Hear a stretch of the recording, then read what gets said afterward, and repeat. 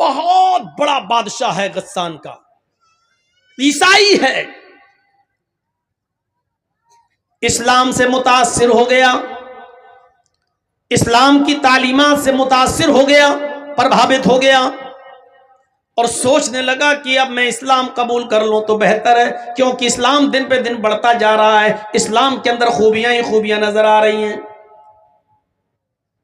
لیکن وہ سمجھ رہا تھا کہ میں تو عیسائیوں کا بادشاہ ہوں، اور کئی مرتبہ عمر سے ٹکر لے چکا ہوں، عمر مجھ سے ناراض ہوں گے، امیر المومنین عمر فاروق مجھ سے غصہ ہوں گے، پتہ نہیں میں اسلام قبول کرنے چاہوں تو وہ میرے اسلام کو مانے بھی یا نہ مانے، کہیں میری گردن نہ اڑا دیں۔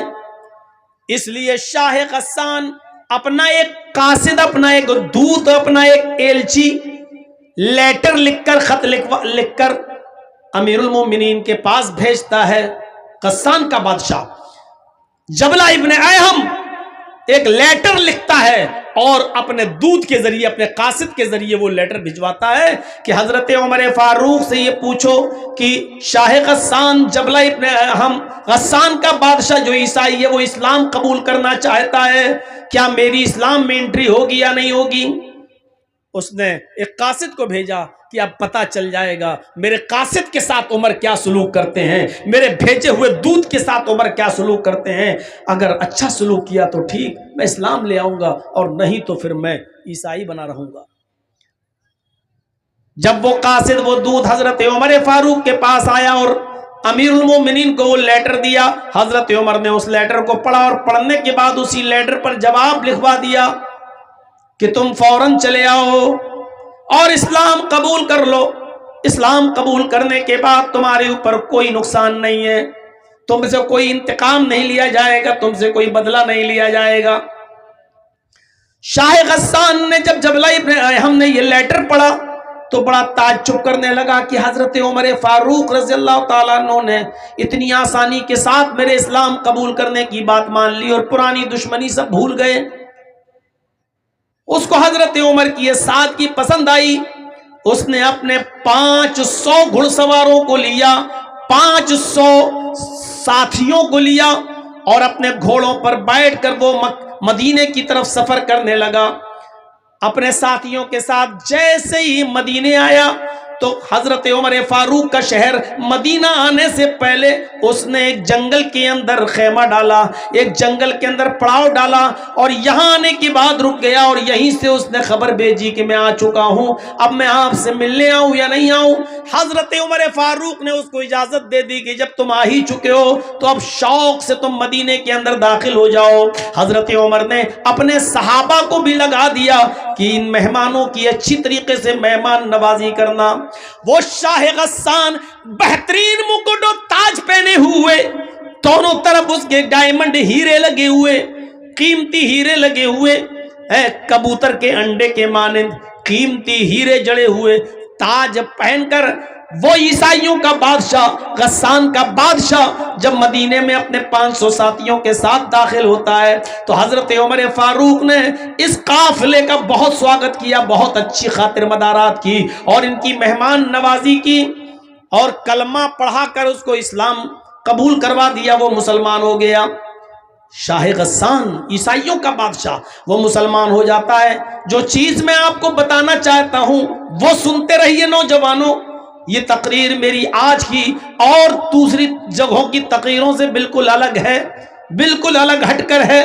یہ واقعات میں نے آج تک کسی اور تقریر میں اپنی 22 سال کی زندگی میں تقریری دور میں نہیں بتائے، جو آج میں نے آپ کے سامنے یہ رکھا ہے۔ وہ شاہ غسان جب مدینے میں داخل ہوتا ہے 500 ساتھیوں کے ساتھ اور اسلام لے آتا ہے، حضرت عمر فاروق اس کی عزت و خاطر مدارات کر رہے ہیں۔ انہی دنوں میں حج کا سیزن شروع ہو جاتا ہے، انہی دنوں میں حج کا سیزن شروع ہو جاتا ہے۔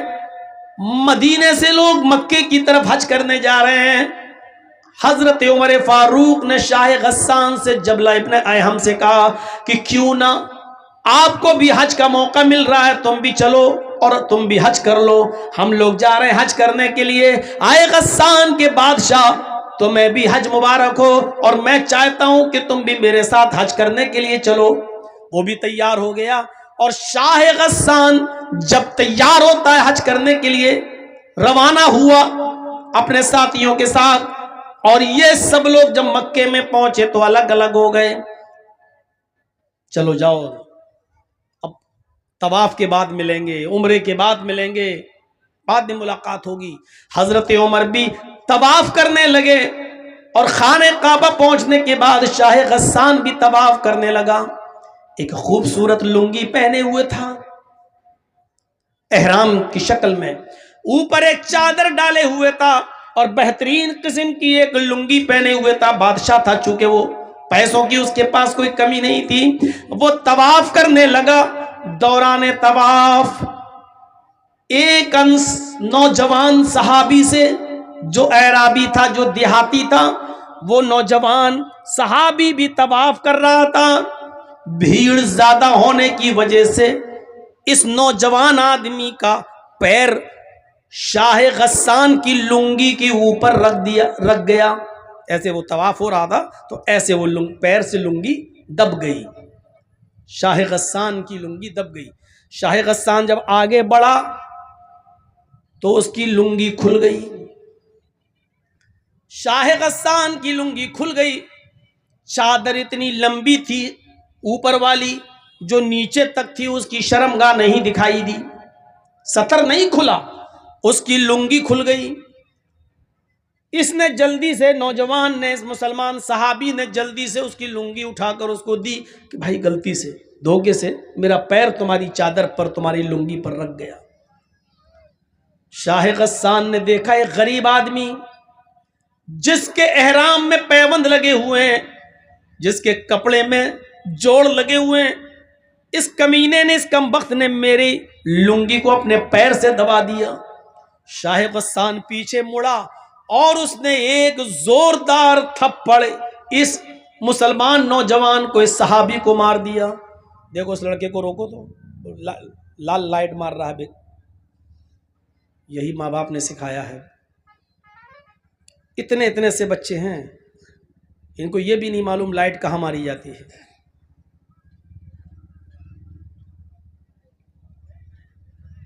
اس نے ایک زوردار تھپڑ اس نوجوان کو, اس دیہاتی مسلمان صحابی کو مارا. تھپڑ اتنی زور کا لگا کہ اس نوجوان دیہاتی صحابی کی آنکھ پھوٹ گئی, اس کی ایک آنکھ باہر آ گئی. وہ نوجوان اس وقت کچھ نہیں بولا, خاموش رہا, اور اس نے اپنا طواف پورا کیا. اس کے بعد پھر وہ اپنے قبیلے میں گیا. قبیلے کی لڑائی بہت بری ہوتی ہے. جب وہ اپنے قبیلے میں پہنچا تو لوگوں نے پوچھا کہ تمہاری آنکھ کیسے پھوٹی. اس نے بتایا کہ ایسا ایسا معاملہ ہو گیا. اور شاہ غسان نے, غسان کے بادشاہ نے ایک تھپڑ مارا, اور تھپڑ اتنی زور سے مارا کہ میری آنکھ پھوٹ گئی. پورے قبیلے کے لوگ آگ بگولا ہو گئے. ارے نیا نیا اسلام لایا اور اتنی ہیکڑی, ہمارے آدمی کو مارے گا. یہ تمام کے تمام لوگ حضرت عمر فاروق کے پاس مکے آ گئے. حضرت عمر فاروق کے سامنے مقدمہ دائر کر دیا کہ آپ کے شاہ غسان جو ابھی کچھ دن پہلے مدینے میں اسلام لایا ہے, اس نے دھوکے سے ہمارے نوجوان کا پیر اس کی چادر پہ پڑ گیا اور اس کی لنگی کھل گئی, لیکن اس نے پلٹ کر اتنی زور سے تھپڑ مارا کہ ہمارے ساتھی کی, اس دیہاتی نوجوان کی آنکھ پھوٹ گئی. مجھے انتقام چاہیے, بدلہ چاہیے. حضرت عمر فاروق نے شاہ غسان کو بلایا.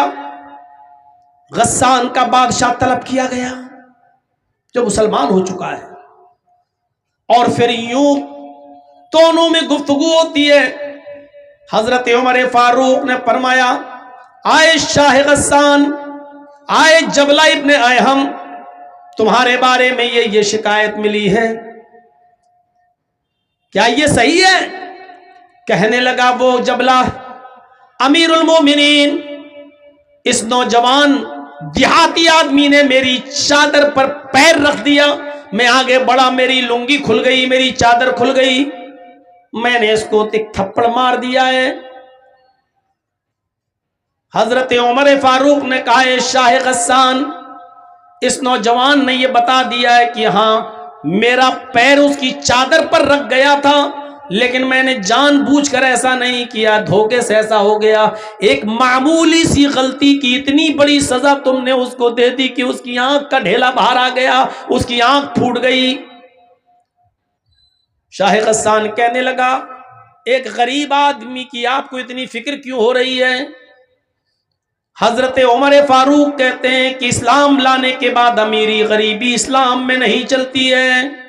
آئے شاہ غسان، اسلام جتنا امیروں کے لیے اتنا ہی غریبوں کے لیے ہے، اور مجھے اس کو انصاف دلانا ہے، اس کو نیائے ملنا چاہیے۔ شاہ غسان نے کہا ٹھیک ہے، تو پھر بتائیے کہ مجھے کیا کرنا ہوگا، بتائیے میں کیا کروں، انصاف کا تقاضا کیا ہے، کیا کروں؟ حضرت عمر فاروق نے کہا شاہ غسان، اس نوجوان سے، اس دیہاتی سے، اس صحابی سے، اس بیچارے غریب آدمی سے معافی مانگ لو۔ اگر معافی دیتا ہے تو ٹھیک، ورنہ اس کو کچھ لے دے کر اس کو راضی کر لو۔ اگر معاف کرتا ہے تو ٹھیک، اور معاف نہیں کرتا ہے تو اس کو کچھ لے دے کر راضی کرو۔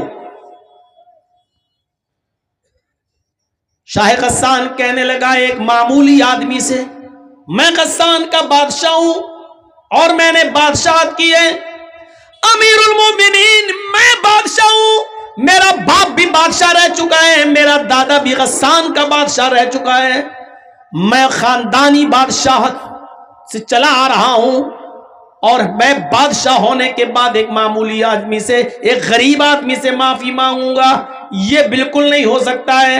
میں کسی بھی قیمت پر معافی مانگنے کے لیے تیار نہیں ہوں، میں ایک معمولی آدمی سے معافی مانگوں گا۔ حضرت عمر فاروق نے کہا تو پھر انتقام کے لیے تیار ہو جاؤ۔ اس نے کہا کیسا انتقام؟ کہا آنکھ کے بدلے آنکھ، تمہاری بھی آنکھ پھوڑی جائے گی۔ غور کرو یہ کس سے کہہ رہے ہیں حضرت عمر فاروق، جو ابھی چند دن پہلے اسلام لایا ہے، بادشاہ 500 لوگوں کے ساتھ اسلام لایا ہے، غسان کا بادشاہ ہے۔ کہا میری آنکھ پھوڑی جائے گی؟ کہا ہاں۔ تو کہنے لگا پھر میں ایسے اسلام کو چھوڑنے کے لیے تیار ہوں۔ آئے امیر المومنین، جس میں امیروں کا خیال نہ رکھا جائے، جس میں بادشاہوں کی بادشاہت کا بھی خیال نہ رکھا جائے، جس میں ان کی عزت و توقیر کا خیال نہ ہو، تو ایسے اسلام کو پھر میں چھوڑ دوں گا۔ حضرت عمر نے کہا یہ تمہاری مرضی۔ اس نے کہا ٹھیک ہے، میں اسلام چھوڑنے کے لیے تیار ہوں، لیکن اس سے معافی نہیں مانگوں گا۔ حضرت عمر فاروق نے کہا اگر اسلام چھوڑتے ہو تو یاد رکھنا مرتد کی جو سزا ہے اسلام میں وہ میں تمہیں دوں گا، اور مرتد کی سزا یہ ہے کہ اسلام جو نہیں لایا وہ تو چین کے ساتھ ہے، وہ تو سکون کے ساتھ ہے، لیکن اسلام لانے کے بعد پھر اسلام کو چھوڑ کر کسی اور مذہب میں کوئی جاتا ہے تو پھر اسلام میں اس کی سزا ہے کہ اس کی گردن اڑائی جائے۔ اگر تم اسلام کو چھوڑنے کا ارادہ بنا رہے ہو تو پھر میں تمہاری گردن اڑانے کے لیے تیار ہوں۔ ابھی تو آنکھ پھڑوا لو، تمہارا معاملہ بن جائے گا، آنکھ کے بدلے آنکھ۔ اور اگر اسلام کو چھوڑنے کی دھمکی دی تو مرتد کی سزا یہ ہے اسلام میں کہ اس کی گردن اڑا دی جائے، میں تمہاری گردن اڑا دوں گا۔ وہ چاروں طرف سے پھنس گیا۔ شاہ غسان معافی مانگ رہا ہے تو چھوٹا ہو رہا ہے، آنکھ پھڑوا نہیں سکتا، مرتد ہو جائے تو قتل۔ اس نے کہا امیر المومنین میں چاروں طرف سے اس وقت پھنسا ہوا ہوں، مجھے ایک دن کی مہلت دیجئے، میں سوچ سمجھ کر بتاتا ہوں، مجھے معافی مانگنا ہے یا آنکھ پھڑوانا ہے یا مجھے اسلام چھوڑنا ہے، مجھے فیصلہ کرنے کے لیے مجھے ایک دن کی مہلت دیجئے، 24 گھنٹے کی مہلت۔ حضرت عمر فاروق نے کہا ٹھیک ہے، میں تمہیں ایک دن کی مہلت دیتا ہوں، سوچ سمجھ کر بتاؤ، معافی مانگ لو گے، وہ اگر معاف کر دے گا تو ٹھیک، اور مجھے امید ہے کہ انشاءاللہ وہ معاف کر دے گا۔ لیکن یہ اس کا معاملہ ہے، وہ کرے یا نہ کرے. لے دے کے معاملہ بنا لو، جتنے میں وہ تیار ہو جائے. اس پہ بھی نہیں بنتا ہے تو پھر آنکھ پھڑواؤ. کوئی ایک فیصلہ، جاؤ میں تمہیں 1 دن کی مہلت دیتا ہوں. وہ اپنے بستی میں گیا جہاں رکا ہوا تھا 500 آدمیوں کے ساتھ، اور ان لوگوں سے کہتا ہے کہ ایسا ایسا معاملہ ہے، اس اسلام میں ہماری کوئی عزت نہیں ہے، توقیر نہیں ہے. ہم کو غریبوں کے ساتھ لا کے بٹھا دیا گیا اور کہا کہ اس کو بدلہ دو، لہذا رات کی تنہائی ہونے دو، جب ساری دنیا بے ہوشی میں سو رہی ہوگی اس وقت ہم 500 آدمی یہاں سے فرار ہو جائیں گے. لہذا جیسی رات کی تاریکی ہوئی، رات کا اندھیرا آیا اور سب لوگ خواب غفلت میں بے ہوش ہو کے جب سونے لگے تو شاہ غسان جبلہ ابن اہم اپنے 500 ساتھیوں کے ساتھ رات کے اندھیرے کا فائدہ اٹھا کر بھاگ گیا اور وہ غسان پہنچ گیا. میرے پیارے ساتھیوں، حضرت عمر فاروق نے اس کی کوئی پرواہ نہیں کی. 500 لوگ چلے گئے جائیں، لیکن انصاف کا مرڈر نہیں ہونا چاہیے، عدل باقی رہنا چاہیے. اسلام کی تعلیم یہی ہے کہ انصاف قائم رہے. ایک غریب آدمی کو، ایک غریب نوجوان کو بھی انصاف ملنا چاہیے. حضرت عمر فاروق نے کہا نوجوان وہ گیا 500 آدمیوں کو بھی لے گیا، کوئی پرواہ نہیں. اللہ کا شکر ہے کہ میں نے عدل کو بچایا، میں نے نیائے کو بچایا، میں نے انصاف کو بچایا. میرے بھائیوں، ایسا عدل کرنے والا امیر المومنین حضرت عمر فاروق جیسا شخص قیامت کے دن عرش کے سائے میں ہوگا. ایسے ہی لوگوں کے بارے میں اللہ کے نبی نے فرمایا کہ 7 قسم کے لوگ قیامت کے دن اللہ کے عرش کے سائے میں ہوں گے. اس دن اللہ کے عرش کے سائے کے علاوہ کوئی دوسرا سایہ نہیں ہوگا. الامام العادل، پہلا شخص عدل و انصاف کرنے والا، حکمراں، حاکم وقت، امیر جو گھر کا بھی ذمہ دار ہو. قبیلہ بنو مخزوم کی ایک عورت جس کا نام فاطمہ تھا، چوری میں پکڑی گئی، اللہ کے رسول کے پاس لائی گئی. نبی اکرم صلی اللہ علیہ وسلم نے فرمایا اس کی چوری اتنی زیادہ ہے کہ حد کو پہنچ رہی ہے، اس کا ہاتھ کاٹ ڈالو. لوگوں نے کہا امیر گھر کی ہے، بڑے اونچے اور عزت دار گھرانے کی عورت ہے، اگر اس کا ہاتھ کٹ گیا تب تو ناک ہی کٹ جائے گی اس خاندان کی، اس قبیلے کی. نبی اکرم کے سب سے قریبی اور سب سے چہیتے صحابی حضرت اسامہ کے پاس سفارش کے لیے بھیجا گیا اسامہ کو کہ آپ اللہ کے رسول کے بہت قریبی لوگ ہیں، قریبی ہیں، آپ نبی سے سفارش کیجئے، شاید اللہ کے رسول آپ کی بات مان جائیں اور اس عورت کا ہاتھ نہ کٹوائیں. اللہ کے رسول نے اسامہ سے کہا آئے اسامہ، اتشفع فی حد من حدود اللہ، فی حدود اللہ، کیا تم اللہ کی حدوں میں سے ایک حد کے لیے سفارش کرنے آئے ہو؟ یہ اللہ کی قائم کردہ حدیں ہیں اور تم کہتے ہو کہ میں اس عورت کو چھوڑ دوں؟ یہ سزا محمد نے نہیں، محمد کے رب نے نافذ کی ہے. پہلے زمانے کے لوگ اسی لیے برباد ہوئے ہیں کیونکہ ان کے امیر جب کوئی غلط کام کرتے تھے تو ان کو چھوڑ دیا جاتا تھا، اور ان کے ضعیف و کمزور لوگ جب کوئی غلط کام کرتے تھے تو ان کو سزا دی جاتی تھی. نہیں، اس عورت کا بھی ہاتھ کاٹا جائے گا، تمہاری بھی سفارش نہیں مانی جائے گی.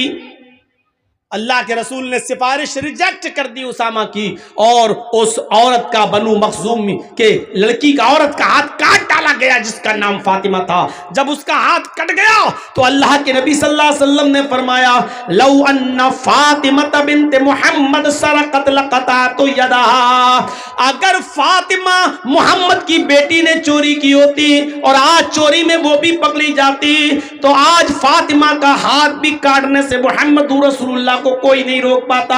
اس لیے کہ یہ عدل کا تقاضا ہے اور یہ سزا اللہ تبارک و تعالیٰ کی طرف سے نافذ کی گئی ہے. یہ سزا محمد رسول اللہ کی بنائی ہوئی نہیں ہے. اگر آج اس عورت کی جگہ پر محمد کی اپنی بیٹی بھی چوری میں پکڑی جاتی تو زمانہ دیکھتا، دنیا دیکھتی کہ محمد اپنی بیٹی فاطمہ کا بھی ہاتھ کٹوا دیتا.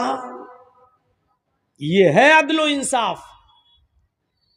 اور جس قوم میں عدل و انصاف نہیں ہے سمجھ لو عرش کے سائے میں ان کو جگہ نہیں ملے گی۔ چلیے اب تھوڑا سا اور آگے بڑھیں۔ پہلی چیز ہو گئی ہے عدل و انصاف کرنے والے لوگ۔ دوسرا کون؟ وَشَابٌ نَشَأَ فِي عِبَادَةِ رَبِّهِ، دوسرا وہ نوجوان جو اپنے رب کی عبادت میں لگا ہوا ہے، اپنے رب کی عبادت میں اس نے سب کچھ بھلا دیا اپنے رب کی عبادت۔ نوجوان شاب نشأ فی عبادت اللہ، اس کا مطلب کیا ہے؟ اللہ تعالیٰ کو جوانی کی عبادت زیادہ پسند ہے۔ بڑھاپے میں تو سبھی عبادت کرنے لگتے ہیں، بچوں کی شادی ہو گئی، اب سب ہو گیا، اب جا رہے ہیں حج کرنا ہے، سب سے نبٹ گئے، اب چلو حج کرے آئے، اب حج کر کے آئے تو اب اللہ اللہ کرنے پہنچ گئے مسجد میں۔ پوری جوانی تو خرافاتوں میں گزار دی، اب جب 2-3 سال کے مہمان رہ گئے، کھوسٹ بڈھے ہو گئے، صحیح سے زبان چلتی نہیں ہے، ہاتھ پیر اٹھ نہیں رہے، اب جا رہے ہیں اللہ تعالیٰ کی عبادت کرنے۔ میں یہ نہیں کہہ رہا ہوں کہ یہ عبادت اللہ کو پسند ہے، لیکن نوجوانی کی عبادت زیادہ پسند ہے۔ غور کرو، وہ حضرت حنظلہ رضی اللہ تعالیٰ عنہ جن کی شادی ہوئی ہے اور آج پہلی رات ہے، رخصت ہو کر بیوی گھر پہ آئی ہے، آج شادی ہوئی، آج پہلی رات ہے، شوہر اپنی بیوی کے ساتھ، حنظلہ اپنی بیوی کے ساتھ سو رہے ہیں۔ میاں بیوی کے درمیان جو تعلق ہوتا ہے وہ بھی قائم ہو چکا ہے، اتنے میں جنگ کا اعلان ہو جاتا ہے، جہاد کے لیے نکلنے کا اعلان ہو جاتا ہے۔ حضرت حنظلہ اسی کنڈیشن میں کہ اپنی بیوی سے ملے ہیں، ابھی غسل نہیں کیے، اعلان جہاد سنتے ہیں، اپنا گھوڑا کھولتے ہیں اور جہاد کے لیے نکل جاتے ہیں۔ بیوی کہتی ہے، اے میرے پیارے شوہر، میں تمہیں روک تو نہیں رہی ہوں، جہاد فرض ہے، تمہیں جانا بھی چاہیے، لیکن کم سے کم غسل تو کر لو، نہا تو لو، ابھی آپ نے میرے ساتھ صحبت کی ہے، میرے ساتھ ہم بستر ہوئے ہیں اور فوراً میدان جہاد میں جانے لگے ہیں، کم سے کم آپ غسل تو کر لو۔ فرمایا، اے میری بیوی، اعلان نہیں سنا ہے، یہ ندائی، یہ آخری آواز ہے، اس آواز کو سننے کے بعد کوئی شخص بھی اب تھوڑی دیر بھی اپنے گھر میں نہیں رک سکتا ہے۔ میری بیوی، میں غسل کے لیے کیسے رک جاؤں کہ یہ آخری ندا آ چکی ہے کہ اب کوئی بھی اپنے گھر میں نہ رکے، میں فوراً نکل رہا ہوں، اللہ میرے دل کے حال کو جانتا ہے، اللہ میرے دل کی نیت کو جانتا ہے۔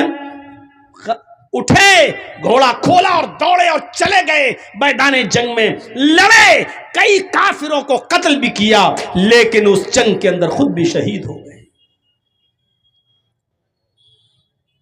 شہید ہو گئے۔ اور شہید کا اصول یہ ہے شریعت میں کہ اس کو جن کپڑوں میں شہید ہوتا ہے، کوئی آدمی اللہ کی راہ میں جب مارا جائے تو انہی کپڑوں میں دفن کیا جاتا ہے، شہید کو کوئی نیا کفن نہیں پہنایا جاتا، شہید کو غسل نہیں دیا جاتا، شہید کی جنازے کی نماز نہیں پڑھی جاتی، ایسے ہی اس کو انہی کپڑوں میں دفن کر دیا جاتا ہے۔ جب اس کو دفن کرنے کے لیے لے جایا جا رہا تھا تو حنظلہ کی بیوی کہنے لگی، اے اللہ کے رسول، میرے شوہر کو غسل دے دیجئے۔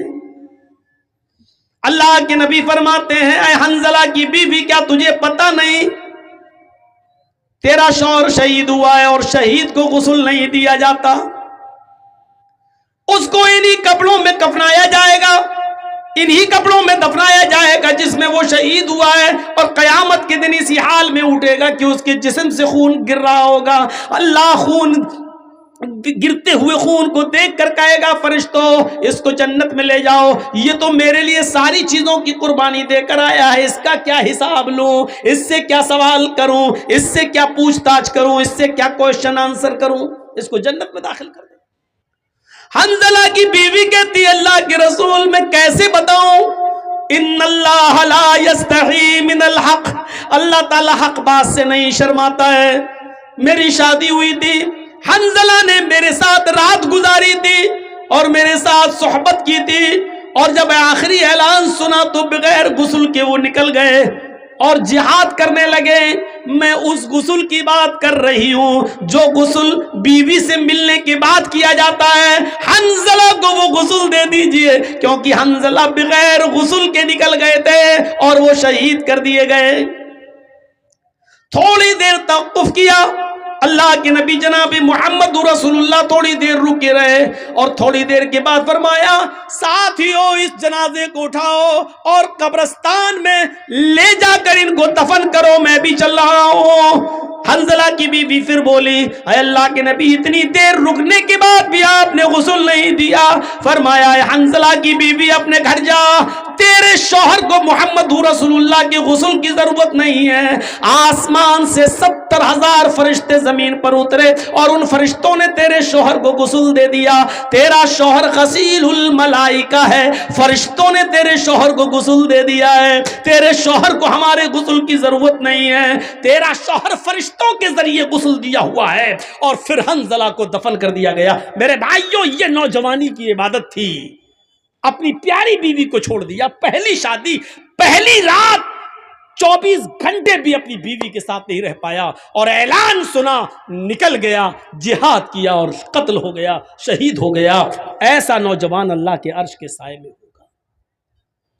وَشَابٌ نَشَأَ فِي عِبَادَةِ رَبِّهِ، وہ عقبہ ابن نافع جس نے اسلام کا پرچم لہراتے لہراتے دائیں اسلام بائیں اسلام پیچھے اسلام سامنے سمندر، اللہ میں دائیں دیکھتا ہوں تو تیرے نبی کا جھنڈا لہرا رہا ہے، بائیں جہاں جاتا ہوں تیرے نبی کا پرچم لہرا رہا ہے، پیچھے مڑ کے دیکھتا ہوں اور جہاں جہاں تک میں گیا ہوں تیرے نبی کا جھنڈا لہر چکا ہے، سامنے سمندر ہے، اب میں کیا کروں؟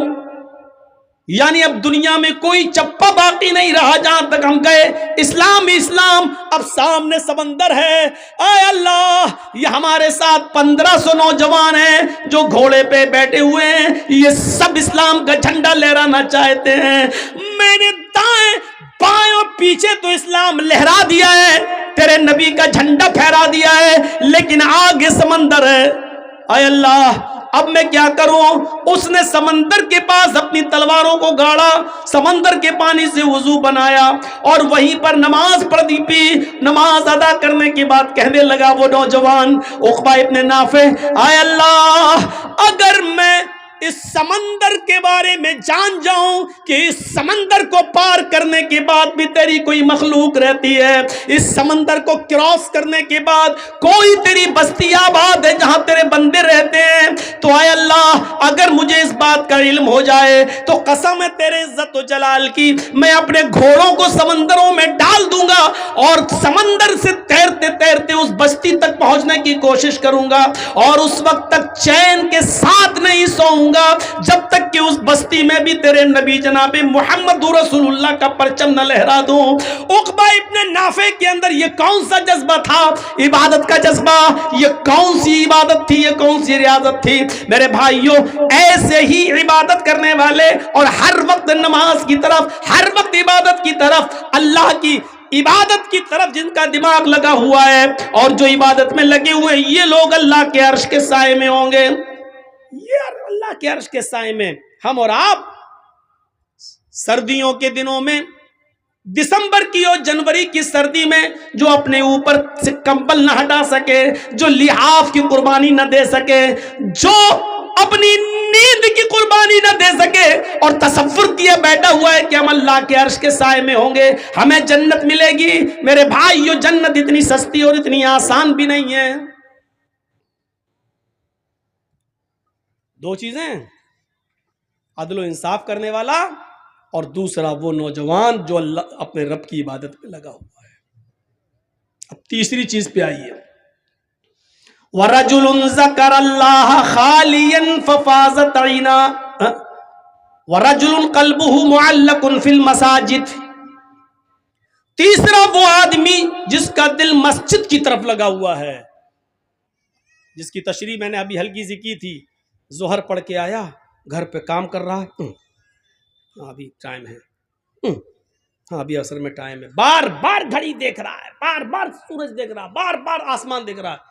بار بار کان لگا رہا ہے اذان کی آواز تو نہیں آ رہی، اور جیسی عصر کی اذان ہوئی فوراً مسجد میں عصر پڑھ کے آیا، مغرب کی طرف دماغ لگا ہوا ہے، فوراً مغرب میں مغرب پڑھ کے آیا، گھر پہ کچھ کھانا وانا کھایا، بار بار اس کا دماغ اس کا دل مسجد کی طرف لگا ہے، کب عشاء ہو کب عشاء ہو کب عشاء ہو، اور جیسے عشاء کا وقت ہوا فوراً مسجد میں، عشاء کے بعد سو رہا ہے گھر میں، بار بار بیچ میں رات میں آنکھ کھلتی ہے، بار بار گھڑی دیکھ رہا ہے، بار بار باہر نکل کے دیکھتا کہیں فجر کا وقت تو نہیں ہو گیا ہے، اور جیسے ہی فجر کی اذان کا وقت ہوا فوراً مسجد میں، قلبہ معلق فی المساجد، جس کا دل لٹکا ہوا ہے مسجد میں۔ حضرت مصعب رضی اللہ تعالی عنہ عامر ابن عبداللہ ابن زبیر کا واقعہ نقل کرتے ہیں۔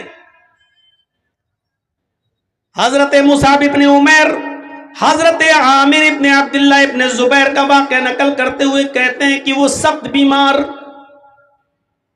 آخری سانسیں لے رہے ہیں، کافی کمزوری اور جسم میں ان کی نقاہت ہے، کمزوری ہے، اور اتنے میں ان کے کانوں میں اذان کی آواز جاتی ہے، اور نوٹ کیجئے گا یہ مغرب کی اذان ہے، مغرب کی اذان کی آواز ان کے کانوں میں جاتی ہے، اللہ اکبر اللہ اکبر، اذان کی آواز سنتے ہی عامر ابن عبداللہ ابن زبیر کہتے ہیں اپنے گھر والوں سے مجھے اٹھاؤ اور مسجد کی طرف لے کر چلو۔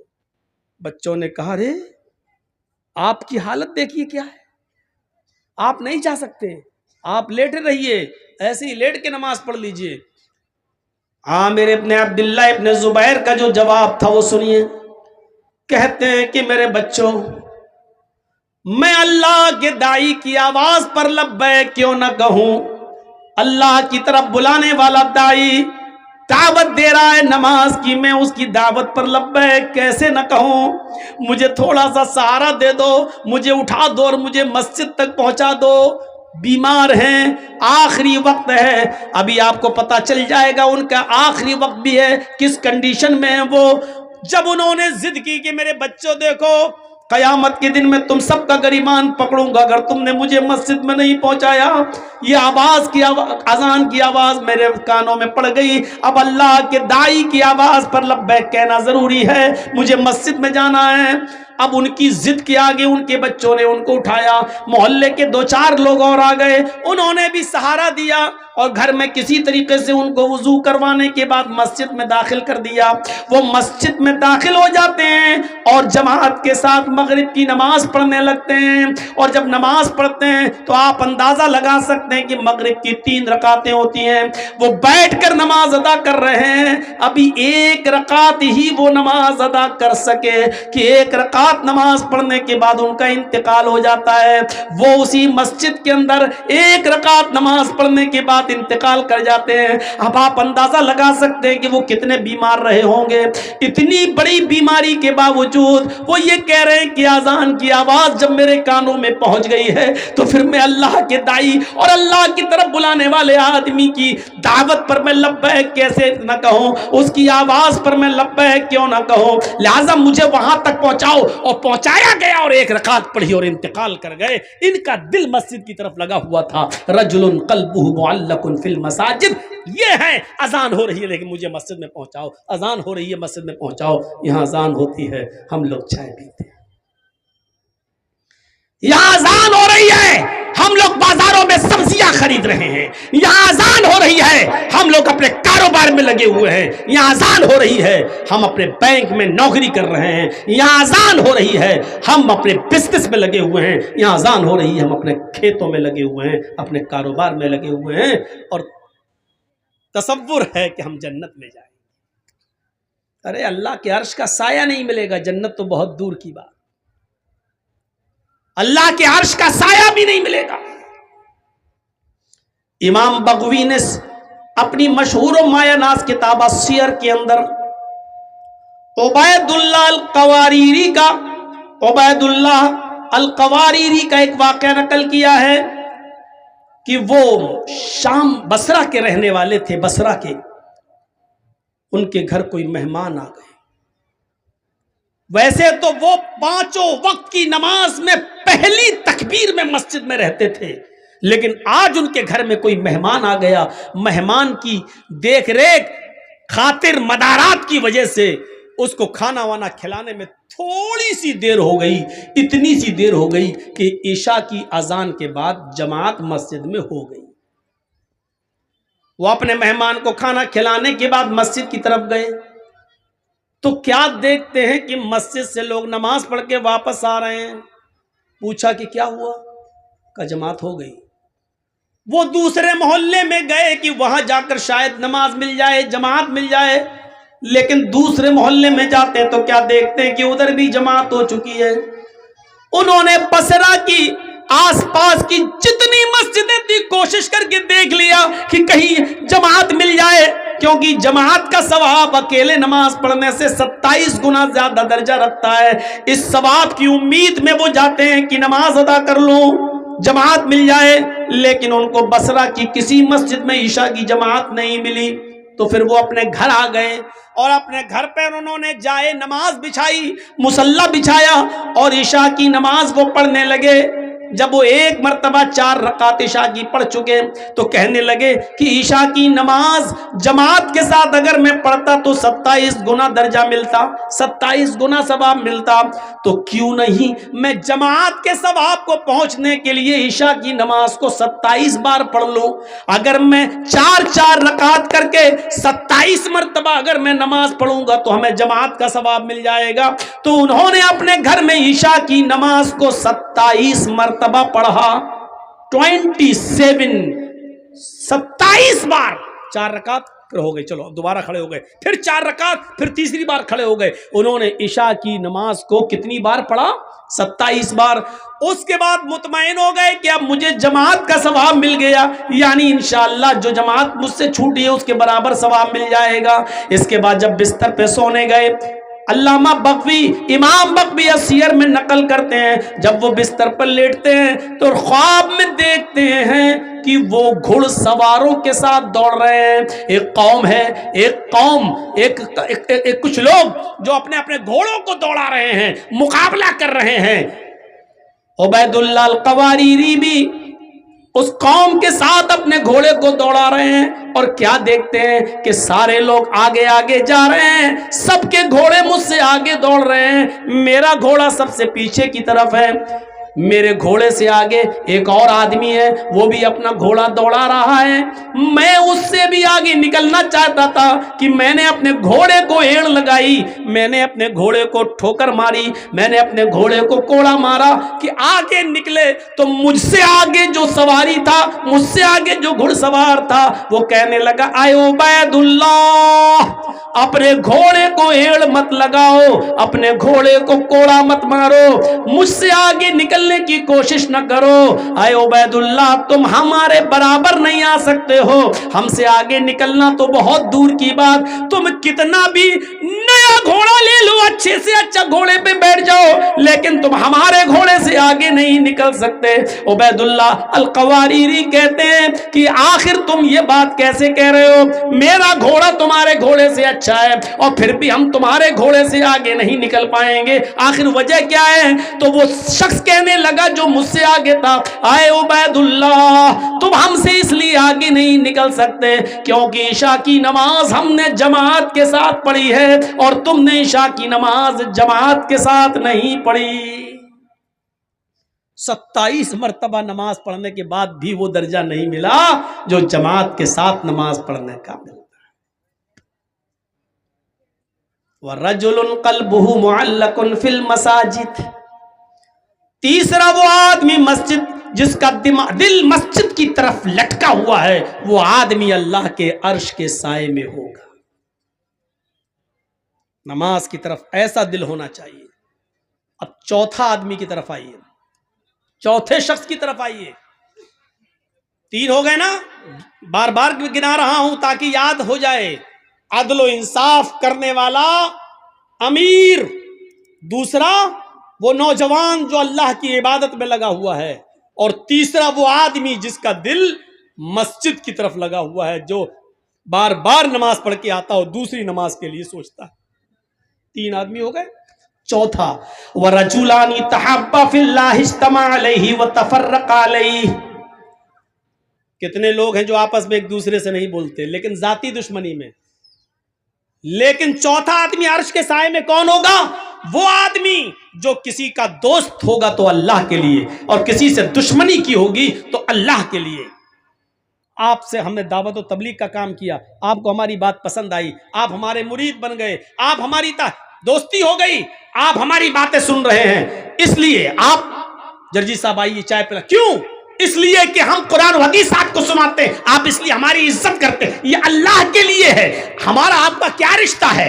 हमारा आपका क्या रिश्ता है? लेकिन ये मोहब्बत अल्लाह के लिए। और अगर हमने कोई बात बताई और आपको बुरा लगा और आप खड़े होकर कहने लगे हटो, तुम जैसे 50 मौलवी आते हैं, मैंने भी तुमसे बोलना छोड़ दिया, तो ये भी अल्लाह के लिए। क्यों? क्योंकि मैंने कुरान सुनाया, तुझे बुरा लग गया है और तुझे अच्छा नहीं लगता है। नहीं बताऊंगा आज के बाद तुझे बात, तुझे अगर तकलीफ हो रही है मेरी बात से तो नहीं जाऊंगा तेरे पास। तो अब हमने तुझे जो छोड़ा है वो भी अल्लाह के लिए, क्योंकि और कोई वजह नहीं। अगर ये चीज है हमारे और आपके अंदर, किसी से दोस्ती है तो अल्लाह के लिए, और किसी से दुश्मनी है तो वो भी अल्लाह के लिए, तो ऐसा शख्स भी अल्लाह के अर्श के साए में होगा।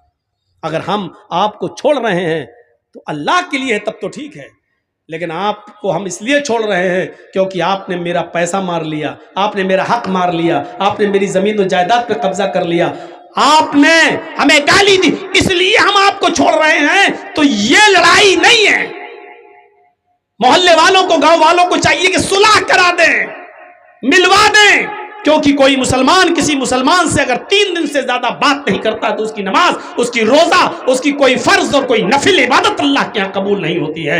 दोस्ती करो तो अल्लाह के लिए और दुश्मनी करो तो अल्लाह के लिए। किसी से दोस्ती हो तो अल्लाह के लिए और दुश्मनी हो तो अल्लाह के लिए। हजरत अली रज़ी अल्लाह तआला अन्हु एक यहूदी से लड़ रहे थे, तू मुझे मार दे या मैं तुझे मार दूं, चल, दोनों में लड़ाई हो रही, दोनों चल, तू तलवारें दोनों नहीं, हाथ से कुश्ती हो रही है। लड़ते लड़ते लड़ते लड़ते कभी अली ऊपर कभी अली नीचे, कभी यहूदी ऊपर कभी अली नीचे, कभी अली ऊपर यहूदी नीचे। मेरे भाइयों, इस तरीके से लड़ाई होते होते एक मौका आया कि हजरत अली ने यहूदी के सीने पर चढ़कर उसका गला दबा दिया और पकड़ के कस के और जोर से उसका गला दबाने लगे। यहूदी ने अपने मुंह में थूक जमा किया, ऐसे करके, और थूक दिया हजरत अली के मुंह पर।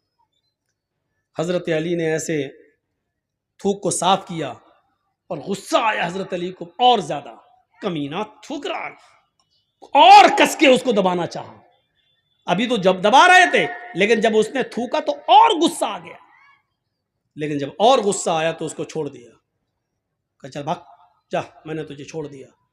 वो पैरों पे गिर गया, कहने लगा अमीर आए अली, मेरी समझ में नहीं आ रहा है, मैंने जब थूका तो देखा आपके चेहरे पर कि आपको और गुस्सा आया। अब मैंने भी समझ लिया इस गुस्से में तो हम नहीं बचेंगे, लेकिन जब आपको ज्यादा गुस्सा आया तो आपने मुझे छोड़ दिया, ये क्या बात है? हजरत अली ने कहा जब मैं तुझसे लड़ रहा था तो अल्लाह के लिए लड़ रहा था, मैं तुझे मारना चाहता था अल्लाह को खुश करने के लिए, लेकिन जब तूने मेरे चेहरे पर थूका और मेरे चेहरे पर थूक पड़ा तो मुझे और गुस्सा आया।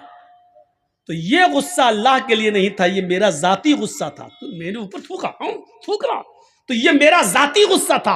अगर इस गुस्से में तू मारा जाता तो वो अल्लाह के लिए लड़ाई नहीं होती, वो मेरा जाती इंतकाम होता, वो मेरा जाती बदला होता, और मैं जाती बदला नहीं लेता। जा, मैंने छोड़ दिया। अल्लाह के लिए लड़ रहा था तब तक ठीक था, अल्लाह के लिए लड़ाई लड़ रहे थे, जब उसमें जाती गुस्सा शामिल हुआ तो छोड़ दिया। तो जाती दुश्मनी नहीं होनी चाहिए। इन 4 चीजों को नोट करिए, क्योंकि 5वीं चीज जो हम बताने जा रहे हैं वो आज हमारे मुआशरे और समाज का सबसे बड़ा अलमिया बना हुआ है। पहला शख्स अदल इंसाफ करने वाला इंसान, दूसरा वो नौजवान जो अल्लाह की इबादत में लगा हुआ है, तीसरा वो आदमी जो जिसका दिल मस्जिद की तरफ लटका हुआ है, और चौथा वो शख्स जो मोहब्बत करता है किसी से तो अल्लाह के लिए और दुश्मनी करता है किसी से तो अल्लाह के लिए। और 5वां, नौजवानों, मुआशरे में सबसे बड़ी बुराई यही, वरजुलुन दाअतहु इम्रातुन ज़ात मनसबिन व जमाल फ़क़ाल इन्नी अख़ाफ़ुल्लाह। ایسا آدمی جس کو کسی خوبصورت حسین و جمیل عورت نے برائی کے لیے بلایا، ذات منصب، شریف گھر کی، و جمال، اور خوبصورت. بد چلن عورتوں کے بارے میں بات نہیں ہو رہی ہے، بازارو عورتیں، پیشہ ور عورتیں، جسم فروش عورتیں، ان کے بارے میں بات نہیں ہو رہی.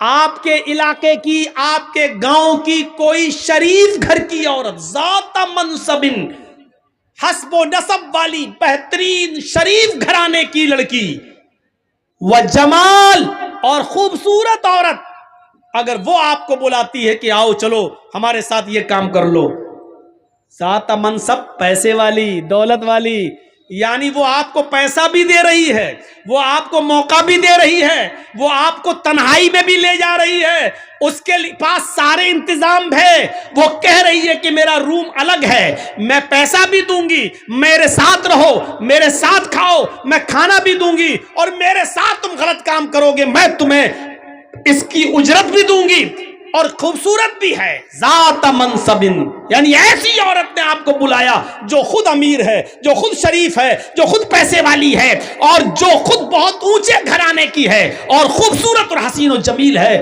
آپ کے پاس کچھ نہیں لیکن وہ آپ کو دعوت دے رہی ہے، آپ کے پاس موقع نہیں لیکن وہ موقع دے رہی ہے، آپ کے پاس تنہائی کی جگہ نہیں لیکن وہ آپ کو تنہائی کی جگہ دے رہی ہے. یہ سب کچھ ہونے کے بعد پھر آپ نے ایسی خوبصورت، ایسی حسین و جمیل، اور ایسی ذات اور منصب اور حسب اور نسب والی اور ایسی شریف عورت کو دیکھ کر کہا، ہٹ، چل بھاگ یہاں سے، انی اخاف اللہ، میرا رب مجھے دیکھ رہا ہے، میں اللہ سے ڈرتا ہوں، میں تیرے قریب نہیں جا سکتا، میں یہ غلط کام نہیں کر سکتا. ایسی عورت کی دعوت کا انکار کرنے والا اور ایسی عورت کے دل اور ارادے کو پورا نہ کرنے والا شخص اللہ کے عرش کے سائے میں ہوگا، اللہ کے عرش کے سائے میں ہوگا.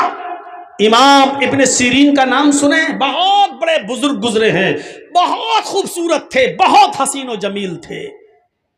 یہ جس بستی میں رہتے تھے بزازی کا کام کرتے تھے، کپڑے کی گٹھری کو سر پہ لاد کر گلی گلی، محلے محلے میں جا کر بیچا کرتے تھے، اور کسی مسجد کے امام بھی تھے، لے کر گلی گلی بیچا کرتے تھے. اس علاقے میں ایک امیر زادی بیوہ عورت رہتی تھی، اس کا شوہر مر چکا تھا، اس کی کافی لونڈیاں تھی، باندیاں تھی، خادمہ تھی، یعنی بہت پیسے والی تھی، بہت امیر تھی، امیر زادی، امیر کی بیٹی تھی وہ.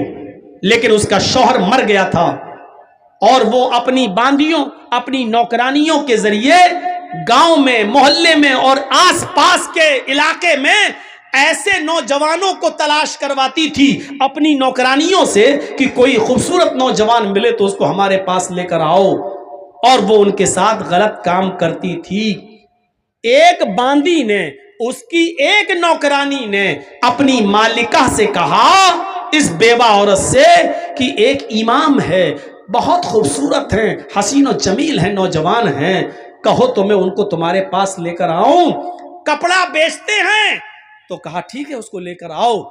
امام ابن سیرین کے پاس یہ باندی گئی، وہ کپڑا لادے ہوئے تھے، ان سے کہنے لگی کہ میری مالکن ہیں، وہ آپ سے کپڑا خریدنا چاہتی ہیں، لیکن وہ بہت پردے والی ہیں، باہر نہیں نکلتی ہیں، وہ اپنے گھر پہ تمہیں بلا رہی ہیں اور آپ سے وہاں کپڑا خریدنا چاہتی ہیں. امام ابن سیرین رحمت اللہ علیہ اس عورت کے پاس جاتے ہیں، باندی باہر رہ جاتی ہے، اور اس بیوہ عورت نے ان کو اپنے گھر کے اندر بلا لیا.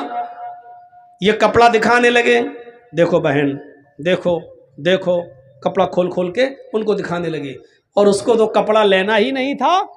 جب اس کو کپڑا لینا نہیں تھا تو وہ دل لگی کی باتیں کرنے لگی، بہلانے پھسلانے کی باتیں کرنے لگی، ان کو اپنی طرف مائل کرنے لگی اور کہنے لگی مجھے کپڑا خریدنا ہی کب ہے، آئیے میرے قریب ہوئیے اور میرے ساتھ جمع کیجئے، میرے ساتھ ہم بستری کیجئے.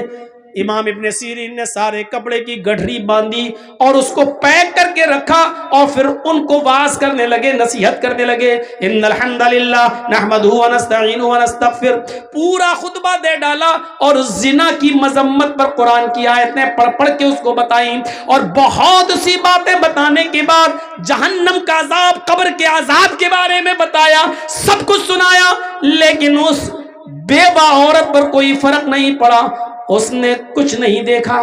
وہ بار بار کہتی رہی ٹھیک ہے ٹھیک ہے، اللہ غفور الرحیم ہے، معاف کرنے والا ہے، تم آؤ پہلے میرے پاس، تم آؤ پہلے میرے قریب۔ جب دیکھا کہ وعظ و نصیحت کا کوئی فرق نہیں پڑا اور یہ عورت مائل ہے، یہ زنا پر آمادہ ہے، تو کہنے لگے کہ اب بچنے کا کوئی راستہ بھی نہیں ہے۔ تو ان کے دماغ میں خیال آیا، آئے نوجوانوں، اللہ والے کیسا کیسا کام کر گئے زنا سے بچنے کے لیے، اور ہم تو یہ تصور بھی نہیں کر سکتے۔ امام ابن سیرین کہتے ہیں اچھا یہ بتاؤ کہ تمہارا باتھ روم کہاں ہے؟ مجھے بہت سخت لیٹرین لگی ہوئی ہے، مجھے قضاء حاجت کے لیے جانا ہے، میں لیٹرین سے فارغ ہونے کے بعد آتا ہوں، تمہارے پاس بیٹھتا ہوں۔ اچھا ٹھیک ہے، یہ ہے، اس نے بتا دیا۔ جب لیٹرین سے نکلے تو کچن میں گھس گئے۔ کچن میں جو نالی تھی جس میں بہت زیادہ کچڑا اشڑا جمع ہو جایا کرتا تھا، اس میں کالے رنگ کی سیاہ کیچڑ جمی ہوئی تھی نالی میں۔ امام ابن سیرین اسی کچن کی نالی کے پاس بیٹھ گئے اور اس نالی سے سیاہ رنگ کی کالی کیچڑ نکال کر انہوں نے اپنے چہرے پہ مل لی، اپنے کپڑوں پہ ملا، اپنی داڑھی آڑی پہ ملا، اور پوری طریقے سے اپنے آپ کو لت پت کر لیا کیچڑ سے، اور اسی گندگی کی حالت میں اس عورت کے پاس آئے، چلو آؤ ملتے ہیں، کہاں ملیں؟ اس نے کہا ہٹ ہٹ بدبو آ رہی، ہٹ یہ کیا کر کے آیا تو؟ یہ جلدی سے کپڑے کی گٹھری اٹھائی اور بھاگ گئے، اور پھر جب گاؤں میں پہنچے تو ایک کنویں سے پانی کھینچا اور وہاں جا کر انہوں نے اپنے کپڑے دھوئے، اور وہاں جا کر وہ نہائے دھوئے اور انہوں نے غسل کیا اور اللہ کا شکر ادا کیا کہ آئے اللہ، آج تو نے مجھے ایک عورت کے شر و فتن سے تو نے مجھے بچا لیا، آج میں زنا جیسی بدکاری سے محفوظ ہو گیا۔ میرے پیارے ساتھیوں، زنا سے بچنے کے لیے غور کرو کہ وہ عورت، امام ابن سیرین اگر اس کا ارادہ پورا کر دیتے تو پیسہ بھی دیتی، تنہائی بھی دے رہی تھی، امیر بھی تھی، کپڑا بھی نہیں خریدتی اور پیسہ بھی دے رہی تھی ان کو، سب کچھ۔ لیکن امام ابن سیرین کے پاس سب کچھ تھا، موقع تھا، تنہائی تھی، اور وہ بیوہ عورت خوبصورت بھی تھی، لیکن ان سب کے باوجود اللہ کا خوف تھا اور اپنے آپ کو بچایا۔ اس سے کہا اللہ سے ڈر، یہ زندگی چند دنوں کی، اللہ کے یہاں منہ دکھانا ہے، نصیحتیں کی لیکن وہ نہیں مانی۔ میرے پیارے ساتھیوں، تب امام ابن سیرین نے اپنے آپ کو ایسے بچایا۔ نوجوانوں، اس زنا کاری و بدکاری کے راستے سے اپنے آپ کو بچا لینے والا اور کسی خوبصورت عورت کی دعوت پر یہ کہہ دینے والا کہ انی اخاف اللہ، میں اللہ سے ڈرتا ہوں، ایسا شخص بھی قیامت کے دن اللہ کے عرش کے سائے میں ہوگا۔ بخاری شریف کے اندر ایک واقعہ آیا ہے، جب مرثد ابن ابی مرثد ایک صحابی ہیں، ایمان لائے، اسلام قبول کیا، تو اللہ کے رسول نے ان سے کہا کہ تم مکے جاؤ، اور مکے میں ہمارے بہت سے مسلمان صحابہ قید ہیں، کافروں کے چنگل میں ہیں، ان سے چھڑا کر چپکے مدینے کی طرف لاؤ، ان کو وہاں سے چھڑاؤ۔ تو یہ رات میں مکے پہنچتے تھے اور رات میں جاتے تھے، چپکے سے کسی گھر میں گھستے تھے، جہاں کوئی مسلمان صحابی قیدی ہوتا تھا اس کو اٹھا کر لاتے تھے اور پھر اس کی بیڑیوں کو توڑتے تھے اور پھر اس کو مدینہ بھیج دیا کرتے تھے، کیونکہ اسلام لانے سے پہلے خود یہ چور تھے، اسلام لانے سے پہلے خود یہ چور تھے، ان کو بیڑیاں توڑنے میں مہارت تھی، یہ جانتے تھے۔ تو اللہ کے رسول نے ان سے وہی کام لیا کہ تم اب مسلمان صحابہ کی بیڑیاں توڑ کر ان کو کافروں سے چھڑاؤ، ان کے اوپر ظلم کر رہے ہیں وہ کافر، ان کو چھڑاؤ۔ تو ایک دن یہ مکے کے اندر پہنچ گئے اور اسی جگہ چلے گئے جہاں مسلمان صحابہ قید تھے،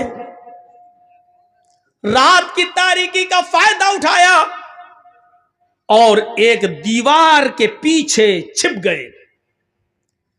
چاندنی رات تھی، رات کے اندھیرے میں ایک عورت نکل کے آئی، اس نے دیوار کے پیچھے ایک سایہ دیکھا، سمجھ گئی کہ اس دیوار کے پیچھے کوئی آدمی بیٹھا ہے، اس آدمی کا سایہ یہاں آ رہا ہے، وہ گئی دیوار کے پیچھے، کیا دیکھتی ہے کہ ایک آدمی بیٹھا ہوا ہے، اور دیکھتے ہی اس کو پہچان گئی. کہنے لگی تم تو مرصد ہو، تم تو مرصد ہو. مرصد نے دیکھا، مرصد بھی پہچان گئے. کہنے لگے تم تو عناق ہو، تم تو عناق ہو.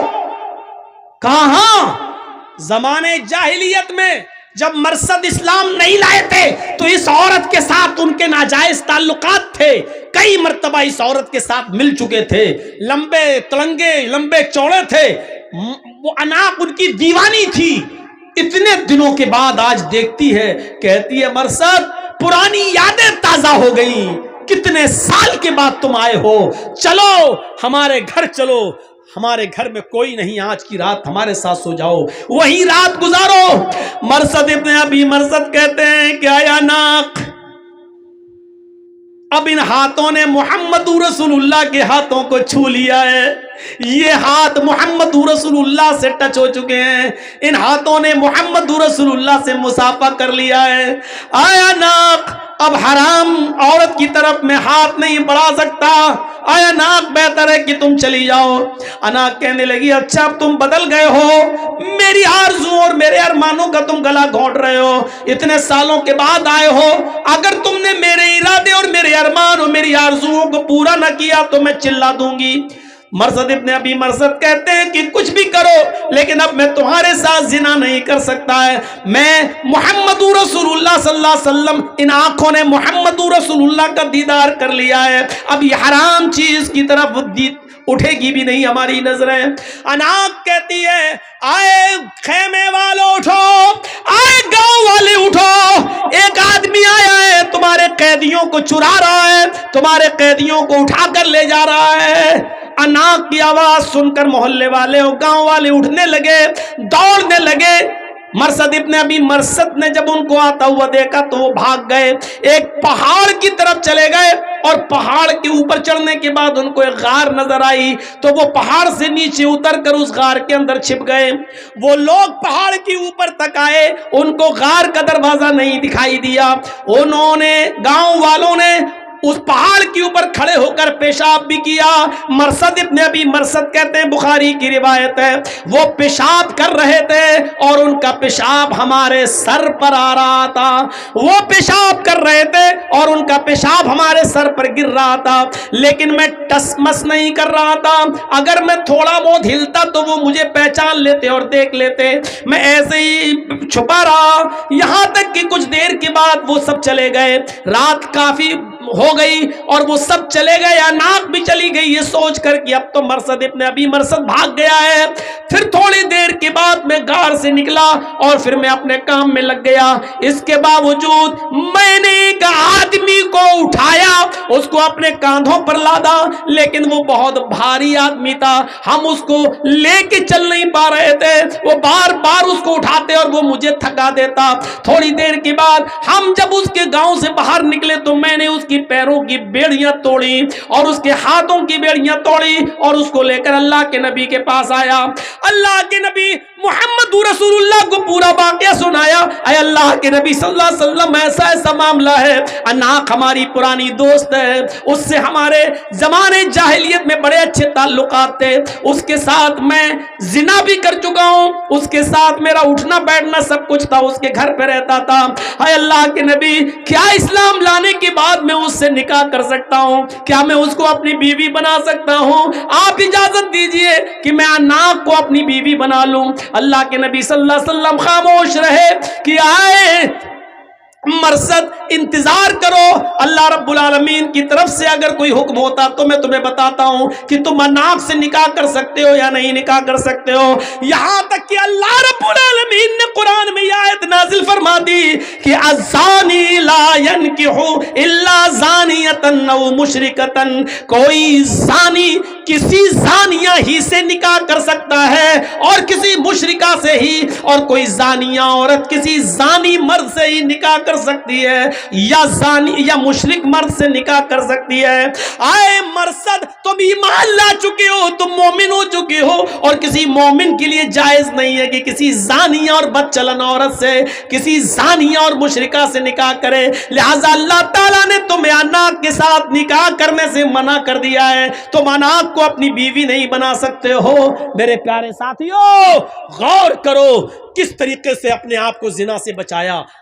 جنگل میں موجود بڑی خوبصورت عورت اناق، دوستی بھی رہ چکی ہے زمانے جاہلیت میں، اور وہ کہہ بھی رہی ہے میرے گھر میں کوئی نہیں ہے، چلو اکیلا، تنہائی کا موقع، دل کے سارے دروازے کھلے، پورا چانس اور پورا موقع بھی دے رہی ہے۔ لیکن مرصد ابن ابی مرصد کیا کہہ رہے ہیں؟ اللہ سے ڈر، میں نے اللہ کے رسول کے ہاتھوں کو چھوا ہے، اب یہ کسی حرام چیز کو نہیں چھو سکتے ہیں۔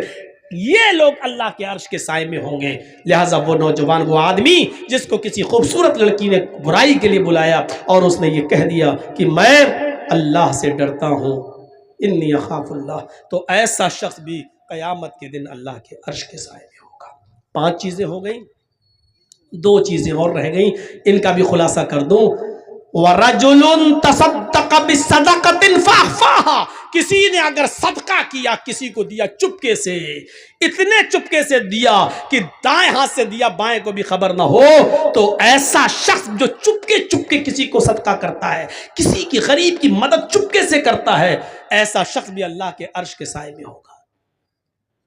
یہ نہیں رمضان کے مہینے میں کسی غریب کی مدد کر رہے ہیں، 5 کلو آٹا، 2 کلو تیل، 1 کلو چینی، شربت کی بوتل، کھجور، اور اس کا واٹس ایپ پہ فوٹو کھینچ کے واٹس ایپ پہ بھی ڈال رہے ہیں، آج میں نے 20 لوگوں کو کٹ دی ہے، آج میں نے 50 لوگوں کو غلہ پہنچایا ہے، آج ہم نے 50 لوگوں کو، غریب لوگوں کو ساڑی دی ہے۔ میرے بھائیوں، ایسے لوگ عرش کے سائے میں نہیں ہوں گے جو اپنے نیکیوں کی نمائش کرتے پھرے اور جس کو دے رہے ہو اس کو بھی ذلیل کرتے پھرے بیچارے کو۔ ارے کسی غریب کو دے دو، نہ تمہاری بیوی کو پتا چلے، نہ جس کو دے رہے ہو اس کے بارے میں کسی کو پتا چلے کہ اس بیچارے کی مدد کی ہے، اس کا پردہ رہنے دو، اس طریقے سے دو دائیں ہاتھ سے کہ بائیں کو بھی خبر نہ ہو، یعنی کانوں کان، ہمارے زبان میں بولا جاتا نا کانوں کان کسی کو خبر نہ ہو، اس طریقے سے صدقہ کرو۔ بخاری کی ایک روایت ہے کہ ایک شخص کہتا ہے اے اللہ آج کی رات میں صدقہ کروں گا اور میں چپکے سے دوں گا، کسی ضرورت مند کو دوں گا۔ پھر وہ رات میں اٹھا اور چپکے سے نکلا اور اس نے ایک ضرورت مند کو رات میں دیکھا، اس کے ہاتھ میں اس نے اپنا صدقہ، اپنا زکوٰۃ کا مال، اپنا صدقہ کا مال اس کو دے دیا۔ صبح جب وہ مارکیٹ کی طرف گیا تو راستے میں باتیں ہو رہی تھی، کچھ لوگ کہہ رہے تھے دیکھو اللہ کا نیک بندہ بیچارہ رات میں کسی کو صدقہ دینے کے لیے نکلا، وہ چاہتا تھا کہ کسی غریب کو دوں لیکن کسی چور کو دے دیا اس نے کہا اللہ میری نیت تو نہیں تھی چور کو دینے کی، میری نیت تو تھی غریب کی مدد کرنے کی، لیکن اب دھوکے سے چور کے پاس پہنچ گیا تو میں کیا کر سکتا ہوں، اللہ آج میں پھر نکلوں گا اور کسی غریب کی مدد کروں گا۔ دوسرے دن وہ پھر رات میں نکلا چپکے سے، آج پھر کسی غریب آدمی کو اس نے دیکھا جو رات میں موقع، اس نے پوچھا تم ضرورت مند ہو؟ کہا ہاں، اس نے صدقے کا مال اس کو دے دیا۔ صبح ہو کے راستے میں پھر باتیں ہوئی کہ دیکھو آج بھی بیچارہ دھوکہ کھا گیا، کوئی نکلا اور کسی غریب کی مدد کرنا چاہتا تھا لیکن دھوکہ کھا گیا، آج تو اس نے ایک بہت بڑے امیر کے ہاتھ میں پیسہ پکڑا دیا، آج تو بہت بڑے امیر کی مدد کر دی، جبکہ صدقہ تو غریب کے لیے ہے لیکن دھوکہ کھا گیا، اس نے امیر کو دے دیا۔ اس نے کہا اللہ میں کسی غریب کی مدد کرنا چاہتا تھا لیکن آج بھی دھوکہ کھا گیا، پتہ نہیں کیا ہو رہا ہے، اے اللہ میرے کسی کے چہرے پر تو لکھا نہیں ہے کہ کون امیر کون غریب، اب میرے پاس اور بھی صدقے کا مال ہے، آج کی رات میں نکلوں گا تو میری مدد کرنا اور کسی مستحق تک پہنچا دینا، جو مستحق ہو، جو اس کا جو غریب ہو، اے اللہ میں چپکے ہی سے دوں گا، اس طرح دوں گا کہ کسی تیسرے کو پتہ نہیں چلنا چاہیے۔ وہ رات کی تاریکی میں تیسرے دن بھی نکلا اور جب تیسرے دن نکلتا ہے تو پھر کسی غریب کو ڈھونڈتا ہے تو کیا دیکھتا ہے کہ ایک عورت بیٹھی ہوئی ہے، مایوس ہے، پریشان حال ہے۔ یہ اس عورت کے پاس گیا، کہتا بہن اتنی رات میں تم اکیلی مجبور نظر آتی ہو؟ اس نے کہا کہ میں بہت مجبور عورت ہوں، میری مجبوری کا فائدہ مت اٹھاؤ، رات کے اندھیرے میں میرے ساتھ مجبوری کا فائدہ مت اٹھاؤ، جاؤ یہاں سے۔ اس نے کہا میں مجبور ہی انسان کو دیکھ رہا ہوں، 2 دن سے میں برابر دھوکہ کھا رہا ہوں، یہ لیجئے۔ اس نے چپکے سے صدقے کا مال اس عورت کو دے دیا، خوش تھا کہ آج تو میرا صدقہ کسی اچھی جگہ پہنچ گیا، کسی صحیح جگہ پہ چلا گیا۔ صبح ہوتی ہے تو جیسے یہ مارکیٹ کی طرف گیا، لوگوں میں چرچے ہو رہے تھے، تمہیں معلوم ہے؟ کہا نہیں۔ کہا کیا ہوا؟ کہا اللہ کا نیک بندہ آج بھی بیچارہ صدقہ کرنے نکلا اور کسی غریب کی مدد کرنا چاہتا تھا، لیکن آج اس نے ایک بد چلن اور بدکار عورت کو صدقہ کر دیا، اپنا مال کسی زانی اور بد چلن عورت کو دے دیا۔ اس کا کام رات میں روزانہ نکلنے کا ہے اور کسٹمر تلاش کر کے جسم بیچتی ہے، ان سے پیسہ لیتی ہے۔ اس نے کہا اللہ مجھے ثواب نہیں ملے تو گناہ بھی مت دینا، اس لیے کہ میری نیت تو اچھی تھی غریب کی مدد کرنے کی، لیکن میں 3 دن دھوکہ کھا گیا اور اب میرے پاس زکوٰۃ کا صدقے کا سارا مال بھی ختم ہو گیا۔ اگر تو مجھے ثواب نہ دے تو گناہ بھی مت دینا، کیونکہ میں نے جان بوجھ کر کسی امیر کی، چور کی اور بدکار عورت کی مدد نہیں کی۔ جب رات میں یہ سویا تو خواب دیکھتا ہے کہ کوئی کہہ رہا، بخاری کی حدیث، رات میں خواب دیکھتا کوئی کہہ رہا ہے تو مایوس مت ہو، نادم مت ہو، اللہ نے تیرے صدقے کو قبول کر لیا۔ ہو سکتا ہے کہ جس چور نے چور کو تو نے صدقہ کیا، ہو سکتا ہے کہ وہ چور تیرے صدقے کا مال پا کر اپنی چوری سے توبہ کر لے۔ ہو سکتا ہے جس امیر آدمی کو تو نے صدقہ دیا وہ توبہ کر لے اور اس پیسے کو غریب اور مسکینوں میں خرچ کر دے۔ جس بد چلن عورت کے ہاتھ میں تو نے پیسہ دیا، صدقہ کیا، ہو سکتا ہے کہ وہ اپنے زنا سے توبہ کر لے اور تیرے دیے ہوئے صدقے کے مال سے وہ اپنے بیوی، اپنے بچوں کی اور اپنے شوہر کی دیکھ ریکھ کرے، اور ہو سکتا ہے کہ توبہ کر لے۔ تو نے انجانے میں ایسا کام کیا، اللہ نے تیرے صدقے کو قبول کر لیا۔ میرے بھائیوں، یہ حدیث ہمیں بخاری کی یہ بتلا رہی ہے، اگر دھوکے سے رات کی تاریکی میں کسی غریب کی مدد کرنا چاہتے ہو اور آپ نے چپکے سے کسی کی مدد کی لیکن دھوکہ کھا گئے، وہ غریب کی جگہ کوئی اور نکلا، یا دھوکے سے آپ کا پیسہ کسی اور کی جگہ پاس پہنچ گیا، لیکن چپکے سے مدد کرنے کی وجہ سے آپ کا صدقہ قبول ہو جائے گا، بھلے ہی آپ نے غلط جگہ دیا ہے، جان بوجھ کر نہیں دھوکے سے، تو اللہ رب العالمین آپ کے صدقے کو تو قبول کر لے گا، آپ کو گناہ نہیں پڑے گا، آپ کا صدقہ تو قبول ہو جائے گا، لیکن اس آدمی کو حساب و کتاب دینا پڑے گا جو ضرورت مند نہیں تھا پھر بھی لے لیا، تو آپ کا صدقہ قبول ہو جائے گا۔ تو ایسے صدقہ کیجئے کہ کسی غریب کو جب آپ دو، داہنے ہاتھ سے دو تو بائیں ہاتھ کو بھی اس کی خبر نہیں ہونی چاہیے۔